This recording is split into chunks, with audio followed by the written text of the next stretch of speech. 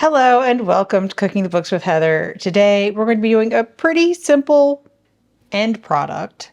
We're going to be making rice using the method out of the Dishoom cookbook. So this is a method I haven't ever used before. I am notoriously bad at making rice on the stovetop, but I have some hope for this one because this is almost like cooking rice like pasta, where you cook it in a lot of water and then you drain it and steam it. So hopefully that will make it easier for me to do. Since I used to be good at making rice on the stove, but since I've bought a rice cooker and don't do it as often and haven't even ever, like every stove that I've had since then, I never figured out exactly the right things because I never used it or rarely used it. You got to know your pan and your burner and the heat levels and all that. And I just don't, not well enough to make rice regularly, but I think this will help. We'll see.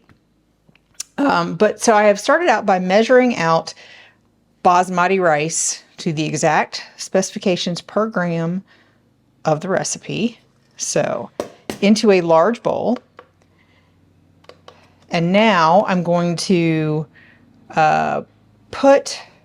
well, supposedly I was supposed to add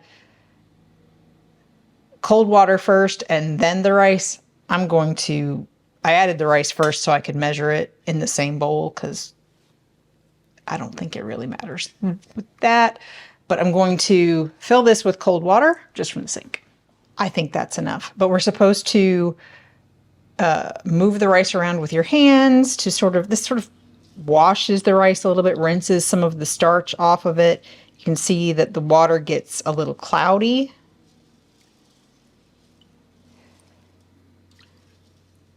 And I'm supposed to pour the water out and then repeat until the water is clear 3 to 4 times. Now, I don't think it's going to get really clear, but we'll see.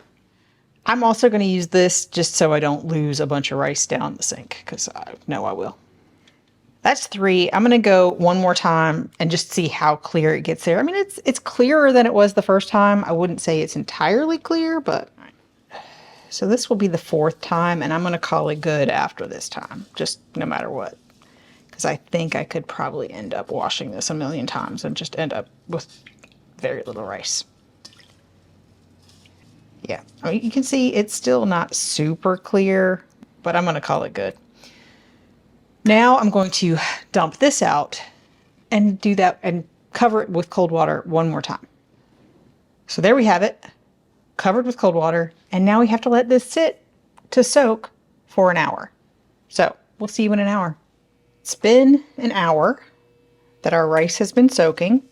And it looks pretty clear, but I also didn't, agitate it with my fingers this time. But it's been soaking for an hour.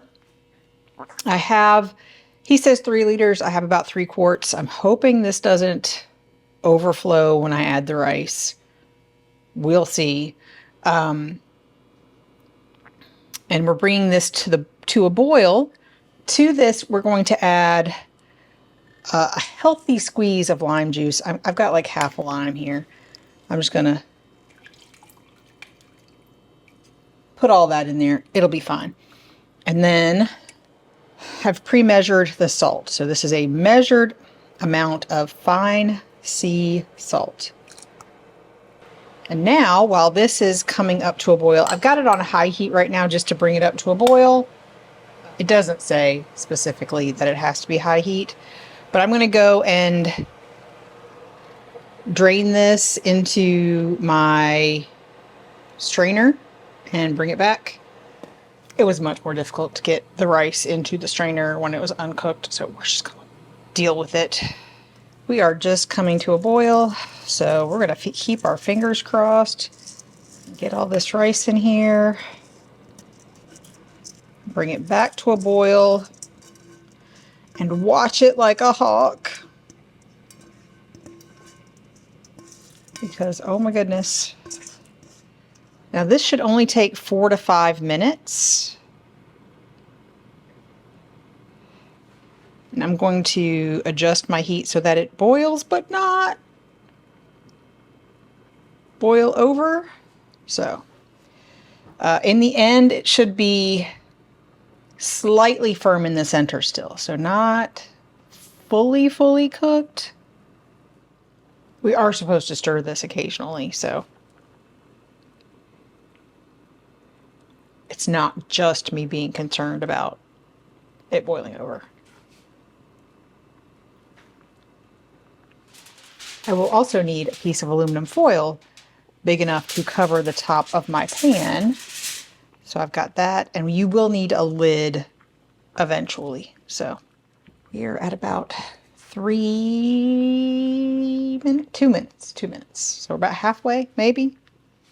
Starting to smell the rice. The basmati rice has a nice fragrance to it when it's cooking. All right, we're at 4 minutes, so I'm gonna just check it.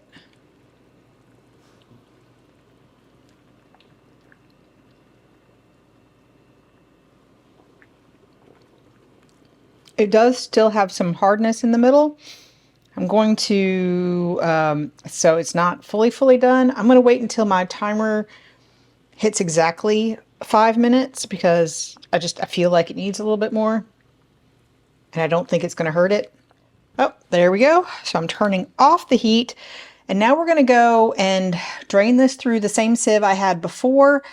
And the goal is not to get rid of all of the water, so you don't shake all the water off. You won't see that because it's over there. Okay, so now that has happened. I want to create an even layer. I kind of don't want those things up on the sides. And now we're going to put some butter on the top. There is an amount listed. It is optional, but I like butter in my rice, so we're just gonna put this on top.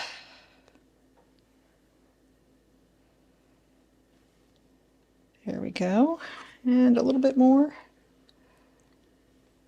This is salted butter too, as the recipe says. And then we're going to use my hot pads and try to crimp this around the edges to make as good of a seal as you can with your pan. And we turn it over a high heat. And we're gonna hope we see the foil dome up. That is the intent of this. But he says about a minute, so I don't know that I have it crimped well enough to dome.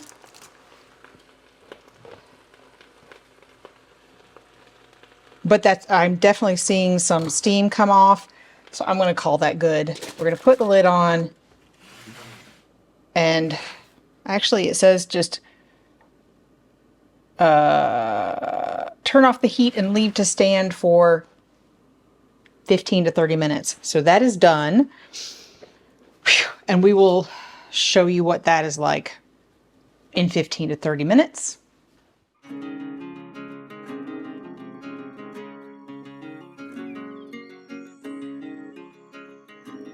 On this episode of Cooking the Books with Heather, you watched me make rice from the Dishoom cookbook. And this was a very basic rice recipe, but it was a method that I had not tried before.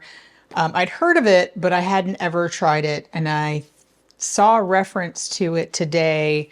Somebody said that this is how Indians cook rice. Is that the case? I mean, in this book, that's how they tell you to cook rice. I don't know if that's the case for everybody. If you know, let me know in the comments down below. I don't know if this is true or not. I know that most other Asian cultures that use a lot of rice tend to use rice cookers just because they have rice for lots of different meals or lots of meals, and they can make one batch in the rice cooker, and the rice cooker keeps it at a safe temperature for a long time. But if this is how Indians cook rice, I'm for it. Actually, it was perfect. It was perfectly textured. It was perfectly cooked. It was fluffy. It didn't stick together. It did need a little more salt, in my opinion. So I think you put all of the salt into the water, into a lot of water, and then you drain most of that water. And I feel like it's much like pasta, where you're flavor the water to flavor the pasta. Well, you have to salt the water to flavor the rice in this recipe, and I feel like there was just not quite enough to do that.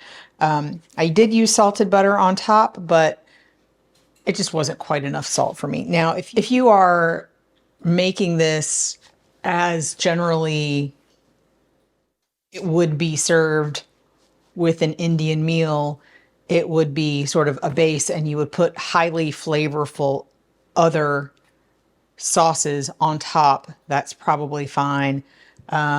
We had ours with another recipe that you'll see probably next week, maybe soon. That wasn't from this book, but it was not as saucy, and it was not as highly. It was not, the salted was salt to taste, and I felt like it kept needing more salt, the other recipe. So that probably didn't help the fact that I felt like this needed salt. I didn't taste any lime in it. They do say you could also use vinegar. I don't know what that does for it. I didn't really get that in the flavor, but I certainly would use this method again if I did not have access to my rice cooker.